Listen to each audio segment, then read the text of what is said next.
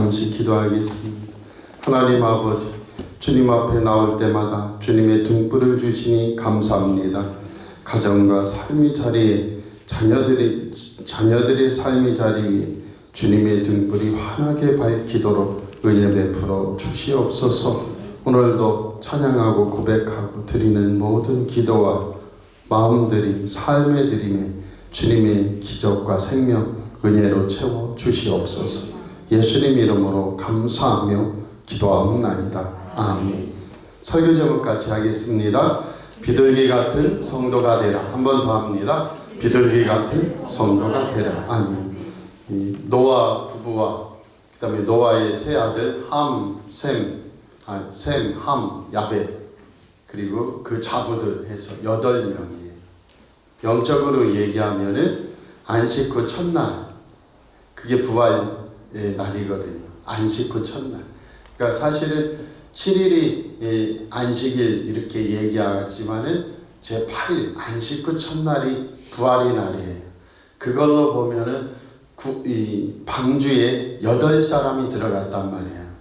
아니, 저만 얘기하는 게 아니고 2000년 기독교 역사 속에서 저는 알레고리칼한 이런 풍요적인 해석을 절마다 하지 않지만은 그런 사람들은 많다.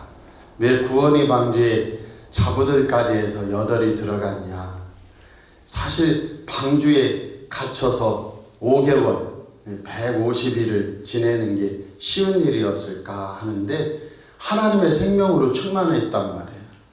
지금 밑에서는 모든 지면에 사망이 갇히고 물이 창이를 하는데도 방주 안에 있는 사람들에게는 하나님의 은혜와 부활 생명으로 충만했다.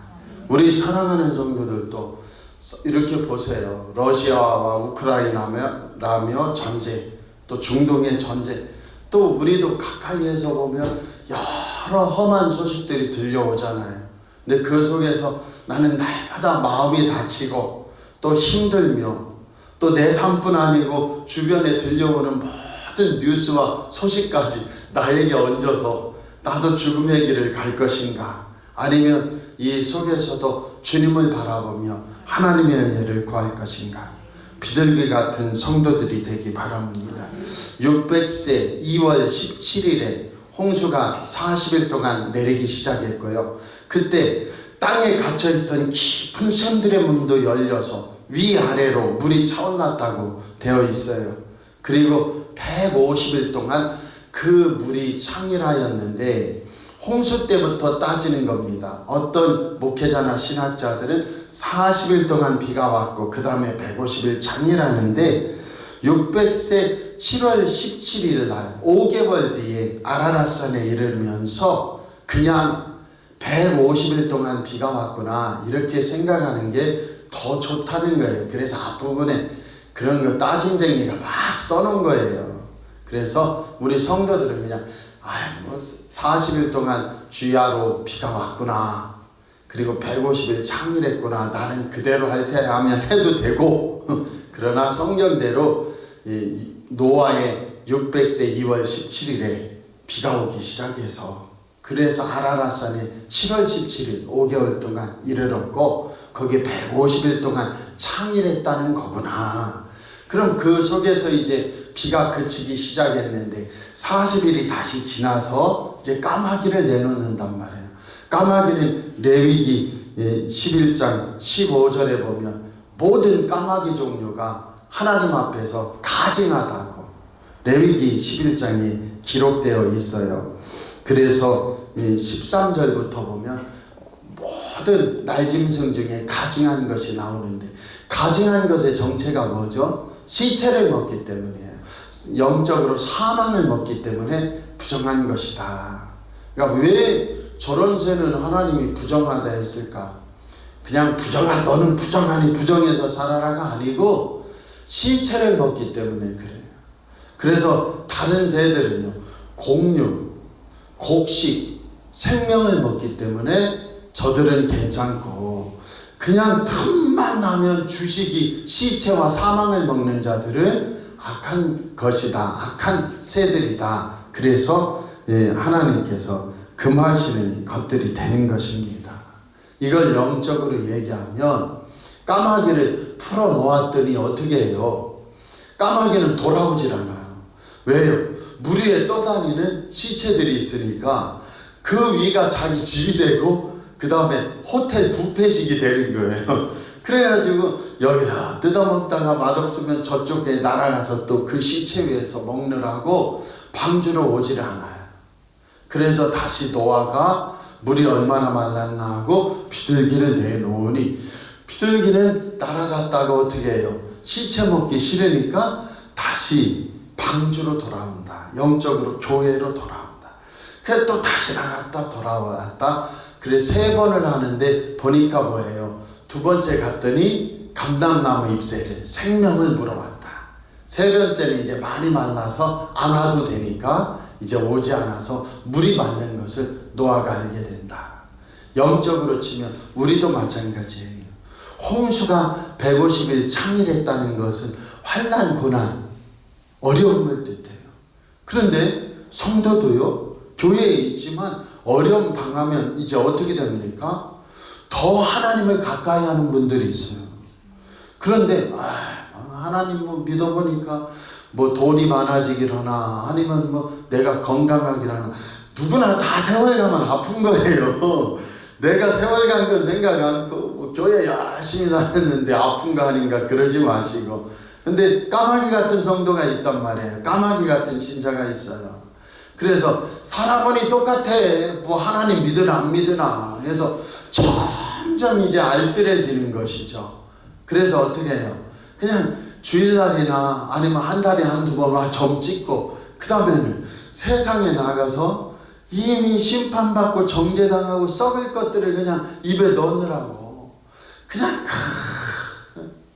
차 마시고 우리도 차 마시지만은 막 그냥 뭐 먹고 모여서 뭐 만나고 그게 정신없는 거예요. 그게 사망길인데 그 우리 사랑하는 성도들 내가 직장 생활하고 그 다음에 사업 생활하면서 사람들 안 만날 수 없고 먹고 마시고 함께 어울리지 않을 수는 없지만은 비둘기 같은 성도가 돼요. 할렐루야. 또다시 방주로 오고 또다시 방주로 오듯이 내 생명은 사람은 떡으로만 사는 것이 아니에요. 하나님 입에서 나오는 모든 말씀으로 사는 거예요. 예수님이 생명이요. 예수님이 하나님이 말씀하시는 그 말씀이 생명이구나. 그래서 우리는 말씀으로 사는 저와 여러분들이 원합니다. 부정한 새들은 주된 양식이 시체란 말이에요. 썩은 죽은 것, 사망이란 말이에요.